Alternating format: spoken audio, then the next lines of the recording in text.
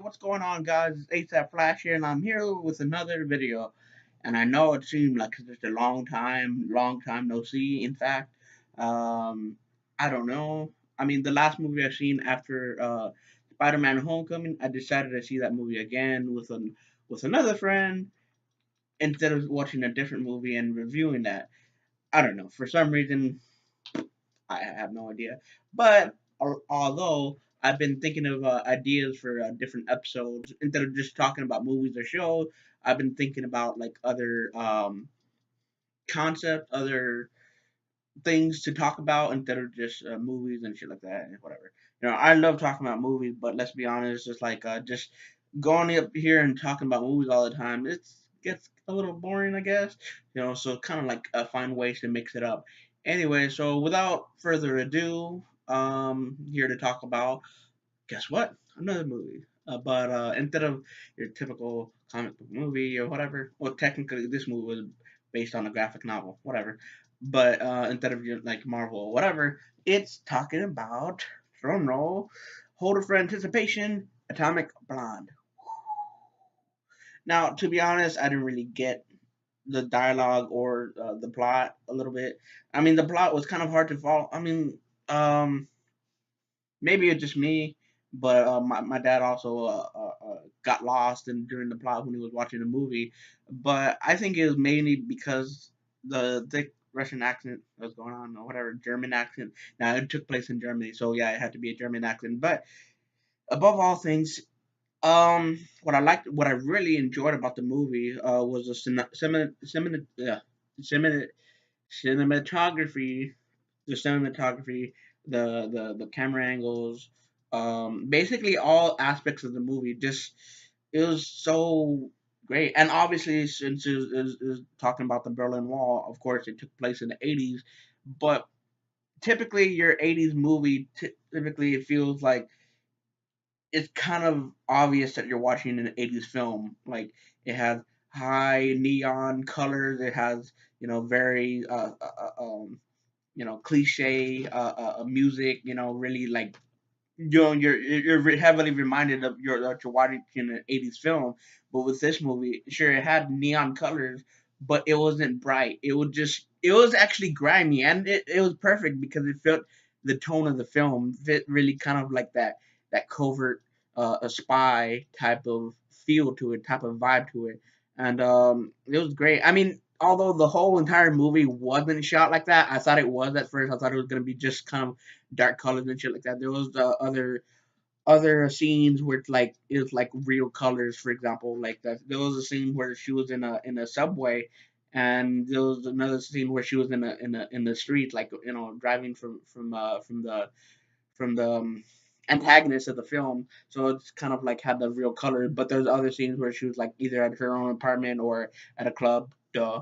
That had like these kind of red hue, the blue hue, just kind of interesting to see. Another thing that was my favorite part of the movie, favorite about the movie, is that whenever she took a hit, you actually saw that she took a hit. There's bruises, cuts, all this other stuff. In fact, the opening scene of this movie is showing her like resting in basically a tub full of ice, just soaking of all the punches that she received. And then when she was like standing in front of a mirror, you saw all the bruises that she had on her body. There was like real legit bruises. And my mom was pointing out that most action movies starring a female lead, like they get punched and you don't notice it. She could punch like 10,000 people, but she won't have a single scar on her, and it looks highly unrealistic. Where you see like male movies, they have cuts and they have bruises, they have like they're bleeding and it looks real, but like most female action movies, they just like look unrealistic. And I have to give props to the director that really did shit like that. And the music on this movie was just on point. I mean, like I said, it didn't feel like cliche '80s. Like it reminded you heavily of the '80s. In fact, when I was watching this movie, I knew it took place in the '80s, but it felt like kind of like an alternate timeline of the '80s. It was like the '80s and shit, but a different version of what you might think of the '80s. It was like grimy. It was just dirty and distorted, and it was a great movie.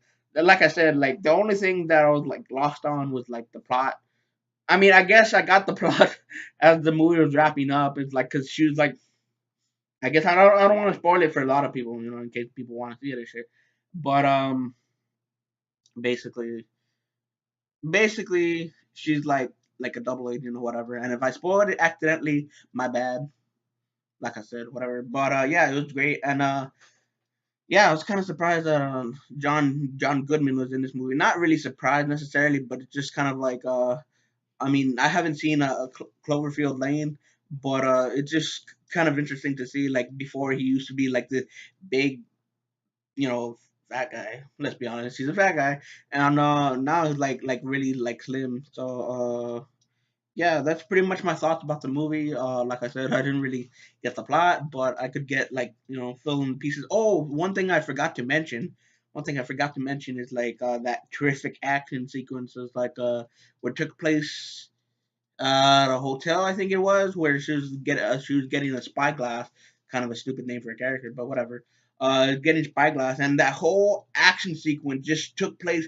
It felt like it was edited in one shot, like just kind of like the camera was moving. And usually like when the camera moves in an action movie, it's just like left to right, up and down. But it was like completely non-tangent. It's like kept swerving and kept like moving at different angles. And what was so great about it, it felt like you were actually in the action. You didn't need 3D glasses. It was just kind of like it kind of not really, but kind of had VR sets, and that scene still kept going on like while they're like getting away from the hotel and driving down the road. That scene still went on, and that was pretty cool. Like once you thought the guy was already dead, already finished, like they're driving off, and the guy was still following them, and the camera angle was still going on. In fact, um, like when they got in the car, like the camera angle like looked at her, looked at the other guy, and then kind of did an angle where it's kind of like focusing on the two people in the car.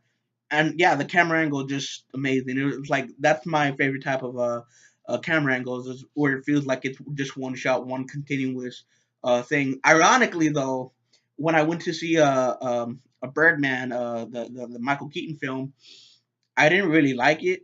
I thought it was way too pretentious. But the one thing I did like about that movie is the camera angles. How like like I said, it was like just in one shot. Like because usually most movies is like they finish a scene, they stop that scene, and they go into the next scene. Like they kind of like carefully edit it, so it's like one you know like the scene and then cut it into the next scene or whatever.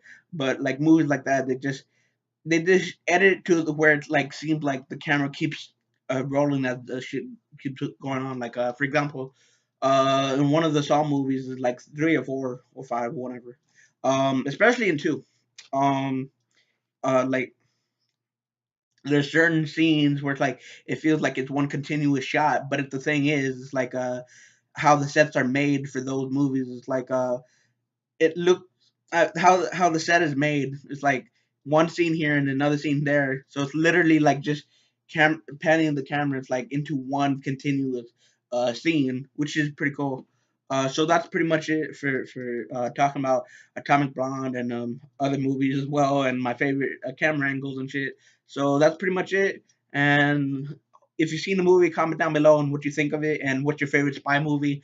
And what do you think of the lead, Charlie Theron? I think she's an amazing actor. I mean, every role she's in, she literally submerges herself in it. So that's pretty much it. And I'm out like the Flash, and see you with another video.